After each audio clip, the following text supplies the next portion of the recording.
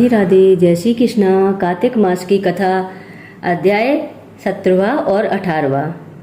जय श्रीमन नारायण हरे। ओम नमो भगवते वासुदेवाय।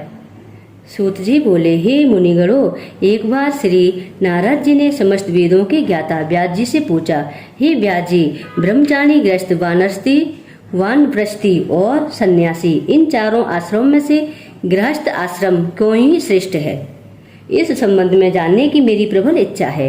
हे महर्षि, आप तो स्वयं ज्ञाता हैं, किंतु फिर भी आपने पूछा है तो मैं बताता हूँ। जैसे सभी नदियाँ समुद्र में आश्रय पाती हैं और जैसे जीव माता का आश्रय पाकर जीवित रहते हैं, वैसे ही भिक्षुक, सन्यासी, ब्रह्मचारी, यात्री, विद्यार्थी और जीविका से रहित व्यक्ति गृहस्थों का आश्रय पाकर सुख पाते हैं।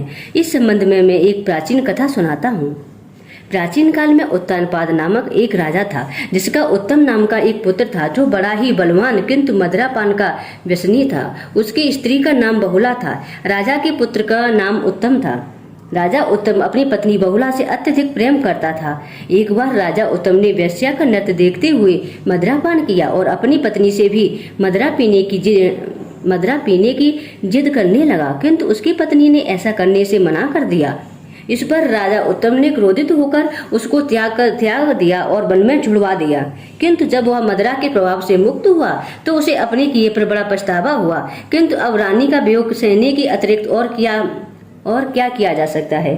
इसके उपरांत उसने दूसरा विवाह नहीं किया और रानी के वियोग का दर्द हृदय में लिए राजकाज के कार्यों में लीन हो गया। एक दिन एक ब्राह्मण उसके पास आया और बोला, हे राजन, मैं बहुत दुखी हूँ। किसी ने मेरी स्त्री का हरण कर लिया है। अब आप ही उसे ढूंढ कर लाओ। तब राजा ने बोला, हे ब्राह्मण देव, मैं भला उसे कैसे ढूंढ कर ला सकता हूँ? मैं तो यह भी नहीं जानता कि तुम्हारी स्त्री को कौन किस दशा में क्यों ले गया है। ब्राह्मण बोला, राजन, आप प्रजा से कर के रूप में उसकी आय का छठा भाग लेते हैं, अतः प्रजा की रक्षा करना आपका कर्तव्य है। यदि प्रजा अपने घर में सुरक्षित नहीं है तो ऐसे राजा का क्या लाभ?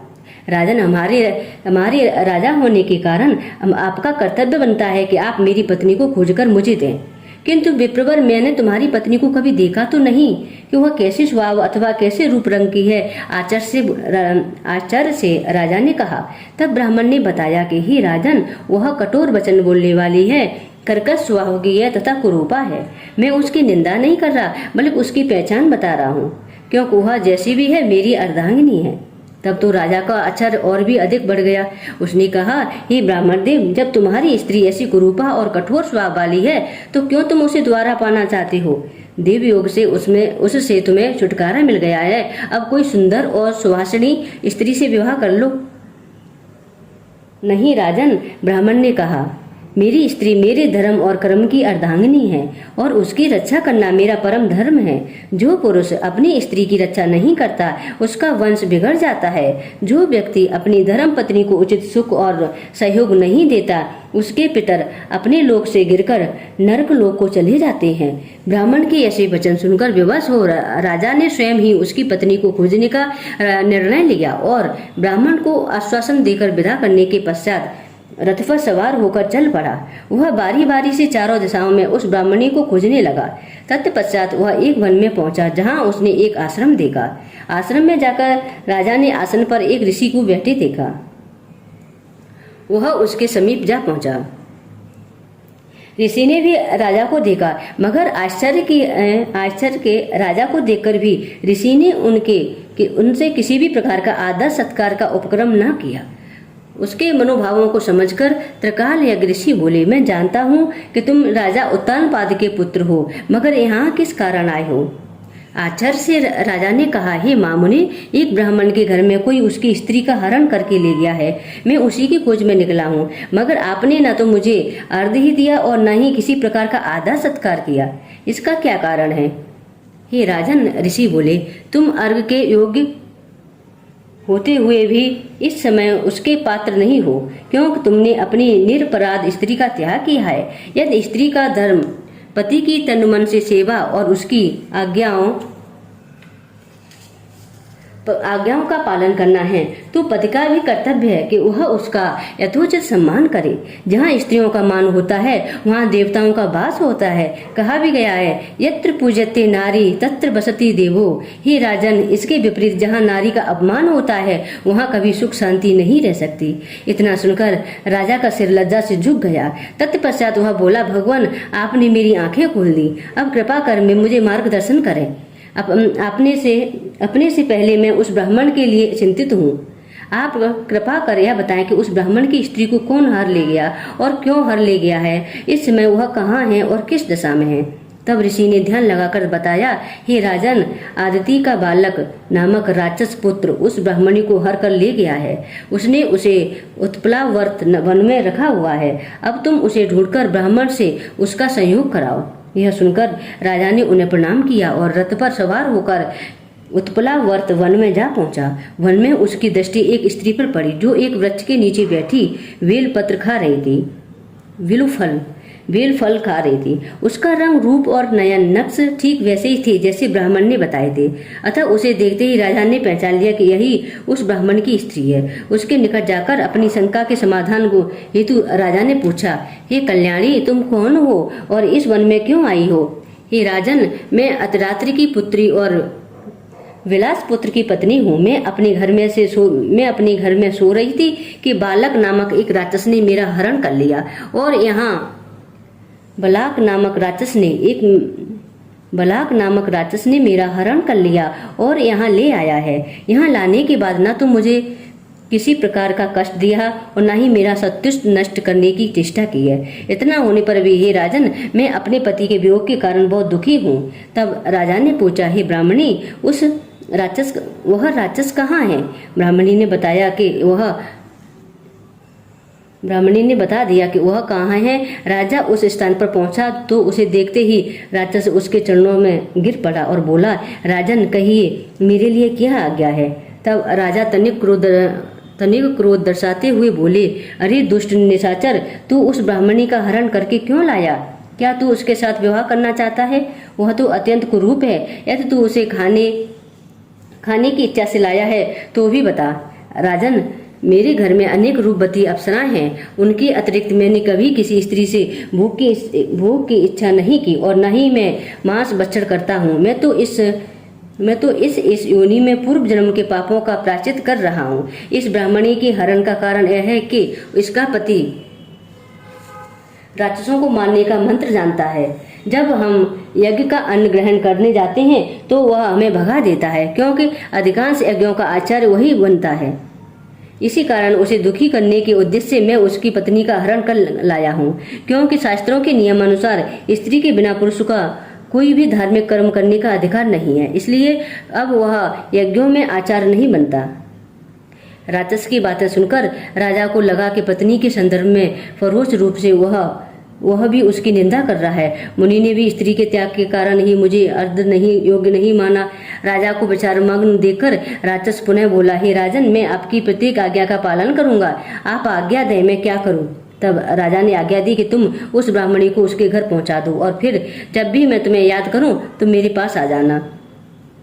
आज्ञा पाते ही राक्षस ब्राह्मणी को लेकर चल दिया। उसके जाने के बाद राजा सोचने लगा कि मैंने अपनी निर्दोष पत्नी का त्याग करके बड़ा भारी पाप किया है।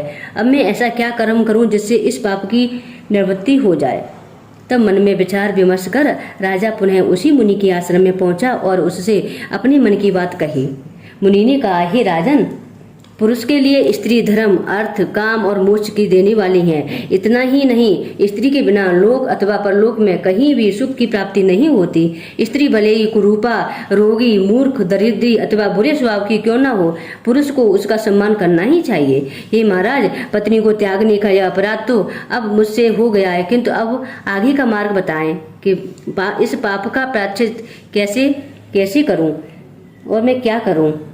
ऐसे में क्या कर्म करूं जिससे मुझे इस पाप से मुक्ति मिले? हे राजन, तुम्हें अपनी पत्नी से क्षमा मांगनी चाहिए, किंतु महाराज, मैं तो वह भी नहीं जानता कि वह कहाँ और किस स्थिति में है, जीवित है या नहीं। हे राजन, मुनि ने बताया, तुम्हारी स्त्री जीवित है और नागलोक में है। उसे अकेली वन में विचरते देख सतापात नामक नाग ने उसे अपने लोक में ले गया, जहाँ उसकी नंदा नामक कन्या ने उसे घर में छिपा रखा है। तुम्हें उसे वहां से मुक्त करवाना होगा। इस प्रकार राजा मुनि को प्रणाम कर वापस आ गया। अपने महल में आकर उसने बलाक को याद किया, तो जो तुरंत ही उसके समक्ष उपस्थित हुआ। राजा ने उसे नागलोक से अपनी पत्नी को मुक्त कराकर लाने का आदेश दिया। आदेश पाकर आज्ञा पाते ही बलाक नागलोक की ओर प्रस्थान कर गया।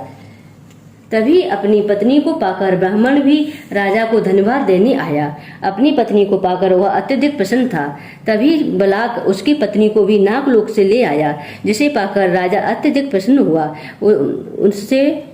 उसने उससे अपने आचरण के लिए क्षमा मांगी और फिर दोनों ही सुखपूर्वक रहने लगे। हे राजा पृथु, इस कथा के माध्यम से मैंने तुम्हें गृहस्था आश्रम का महात्म सुनाया।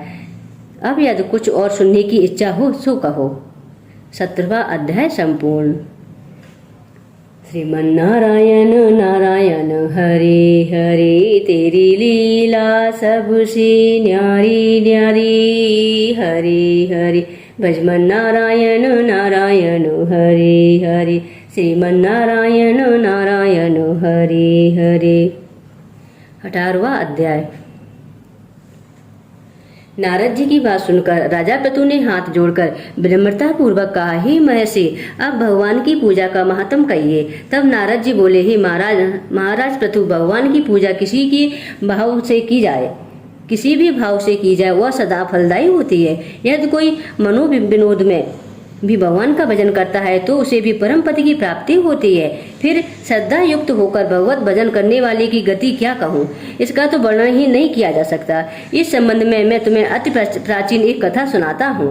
नारद जी ने कहा, कलिंद पर्वत पर वसी दीर्घपुर नामक नगर में सुबाहु नामक एक राजा राज्य करता था। वह बड़ा ही धर्मात्मा और प्रजा का संतान की भांति पालन करने वाला था। उसका धूम्रकेश नामक एक पुत्र था। हे राजन, राजा सुबाहु जितना धर्माचारी था, उसका पुत्र उतना ही दुष्ट एवं दुराचारी था। वह परस्त्रीगामी, चोर, जुआरी और मदिरापान करने वाला था। राजा ने उसे बहुत समझाया जिससे वह सुपुत्र पर चले, मगर वह न माना। तब राजा ने उसे ताड़नाएं दी, परंतु वह किसी प्रकार न माना। एक दिन तो उसने शिष्टाचार की कमी सभी सीमाएं लांघते हुए राजा की छोटी रानी अर्थात अपनी विमाता पर ही कुदृष्टि डाल दी। जब राजा को पता चला कि उसका पुत्र इतना कामांध हो गया है कि वह रिश्तों की मर्यादा को भी भंग करने पर तुला है, तो क्रोधित होकर उसने उसे देश निकाला दे दिया। अब राजकुमार वनों में रहता और भक्ष्य अवश्य सबका सेवन करता, मदिरा पीता, चोरी चकारी करके जो धन प्राप्त करता उसे वेश्याओं पर खर्च कर देता। इसी प्रकार अनेक वर्ष बीत गए। राजकुमार एक वन से दूसरे वन और दूसरे से तीसरे इस प्रकार भटकते भटकते वह वृंदावन जा पहुंचा। वृंदावन में धूम्रकेश ने सत्यव्रत नामक एक परम विष्णु भक्त को देखा, जो अपना घर बार छोड़कर कार्तिक मास में वृंदावन में रहकर भगवान का पूजन करता और केवल कंदमूल खाता। हे राजन, वह भगवान से प्रतिदिन प्रार्थना करता, हे भगवान, इस दुख रूपी संसार में डूबते मुझे दीन की रक्षा कीजिए। श्री राधा जी सहित मैं आपको नमस्कार करता हूँ। इस प्रकार कहते करते प्रेम मगन होकर वह कभी रोने लगता तो कभी हर्षित होकर नाचने और गाने लगता था। नित्य प्रति का उसका यही व्यवहार था। देव योग से एक दिन धूम्रकेश ने भी उस परम भक्त की यह क्रियाएं देखी और रात्रि में एक वेश्या के घर जाकर उसने मिट्टी की एक मूर्ति के समक्ष वैसी ही प्रार्थना की। दूसरी क्रियाएं भी नाच गानादि किया और सो गया। देव योग से तभी राजा के दूत भी वहां आ गए और उनके हाथों धूम्रकेश मारा गया। तत्पश्चात यमदूत वहां आए और उसे महापापी जानकर घसीटते और मारते हुए यमराज के पास ले गए। उसे देखते ही यमराज सिंहासन से उठ खड़े हुए और उन्होंने उसे खाद्य अर्घ आदि प्रदान किया। फिर अपने दूतों को फटकारा कि हमारी आज्ञा के बाद भी वे विष्णु भक्त को यहाँ क्यों लेकर आए, चाहे किसी भी भाव से क्यों न किया हो। मृत्यु से पूर्व उसने कार्तिक मास में और वह भी वृंदावन धाम में भगवान का पूजन किया है, अतः यह वैकुंठ का अधिकारी है। तत्पश्चात यमराज धूम्रकेश से मुखातिवाद हुआ। हे धूम्रकेश, भगवान की कृपा अपार है। उनकी भक्ति 9 प्रकार से की जाती है। किसी एक भक्ति का सहारा लेकर पापी से पापी भक्ति व्यक्ति भी तर जाता है। जिस प्रकार कथा श्रवण से राजा परीक्षित तरे, कीर्तन से सुखदेव जी, स्मरण से प्रहलाद और पाद सेवा से लक्ष्मी जी, पूजा से पृथु, वंदना से अंकुर, सत्संग से सुग्रीव, मित्रभाव से अर्जुन, दान से राजा बलि आदि परम पद को प्राप्त हुए, उसी प्रकार तुमने भी चाहे जिस भाव से भी भगवान की पूजा की, तुम स्वर्ग के अधिकारी हो। अपने कर्मानुसार पहले तो तुम नरक के अधिकारी थे, किंतु कार्तिक मास में की गई भगवान की पूजा व्यर्थ नहीं जाती। जहाँ पर भगवान शालिग्राम है, वहीं पर गंडकी नदी तथा अन्य तीर्थ हैं। हे राजन, धूम्रकेश को शास्त्रों का तनिक भी ज्ञान नहीं था, अतः उसने करबद्ध होकर यमराज से पूछा, हे स्वामी, भगवान सब नदियों को छोड़कर गंडकी को कैसे प्राप्त हुए? कृपा कर यह वृतांत मुझसे कहें। यहाँ तक की कथा सुनकर महाराज पृथु ने भी नारद जी से यही प्रश्न किया। तब नारद जी बोले, हे राजा पृथु, किसी समय वेदशिरा नामक ऋषि सर्वलोकों के हित की कामना से गंगा जी के तट पर तपस्या कर रहे थे। उनके इस घोर तप से भयभीत होकर इंद्र ने मंजू घोषा नाम की अप्सरा को उनकी तपस्या भंग करने के उद्देश्य से भेजा। मंजू घोषा उस रमणीक स्तर पर आकर अपने हाव भाव और नृत्य आदि से ऋषि की तपस्या भंग करने की चेष्टा करने लगी। हे महाराज, इसी प्रयास में उसने ऋषि के चरणों का स्पर्श किया तो ऋषि के रोम खड़े हो गए, जिससे मंजू घोषा को भ्रम हुआ कि ऋषि उसके वश में हो गए हैं। अतः उसने निसंकोच उनके गले में अपनी बाहें डाल दी। इससे ऋषि की तंद्रा भंग हो गई और वे अत्यधिक क्रोधित हो उठे। उन्होंने मंजू घोषा को श्राप दिया कि तू मुझे पाप कर्म में घसीट कर इस संसार सागर में डालने आई है, इसलिए मैं तुझे श्राप देता हूँ, तू नदी हो जा। ऋषि का श्राप सुनकर मंजू घोषा रोने और बिलखने लगी और बोली, हे मुनि, मैं श्राप योग्य नहीं हूँ, आप मुझे क्षमा करें। हे महाराज पृथु, जब मंजू घोषा ने इस प्रकार बार बार मुनि से क्षमा याचना की तो उन्हें उस पर दया आ गई और वे बोले, जिस समय भगवान विष्णु वृंदा के श्राप से शिलार रूप होंगे तब वे तुम में स्थित होंगे, तब तुम भगवान को धारण करने वाली होंगी। इस प्रकार मेरे द्वारा दिया गया वह श्राप तुम्हारे लिए वरदान सिद्ध होगा। इस प्रकार की कथा सुनकर यमराज ने राजकुमार धूम्रकेश से कहा, हे राजकुमार, जिस प्रकार अनजाने में भी किया गया पाप क्षमा योग्य नहीं होता, उसी प्रकार अनजाने में किए गए भजन का सुफल भी अवश्य मिलता है। इसलिए तुम भी अनजाने में किए गए भजन पूजन के कारण वैकुंठ के अधिकारी बन गए हो। अतः अब तुम विष्णु लोक को गमन करो। तभी भगवान विष्णु के गण वहां आए और उसे एक दिव्य रथ में बैठाकर विष्णु लोक को ले गए। बोलो विष्णु भगवान की जय, लक्ष्मी नारायण की जय। श्रीमन नारायण नारायण हरि हरि, श्रीमन नारायण नारायण हरि हरि। तेरी लीला सबसे न्यारी न्यारी, हरि हरि।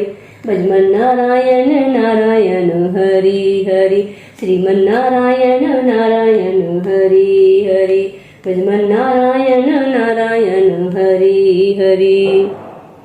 बोलो विष्णु भगवान की जय, जगत जननी माँ भवानी की जय, लक्ष्मी नारायण की जय। राधे राधे। 18वां अध्याय संपूर्ण।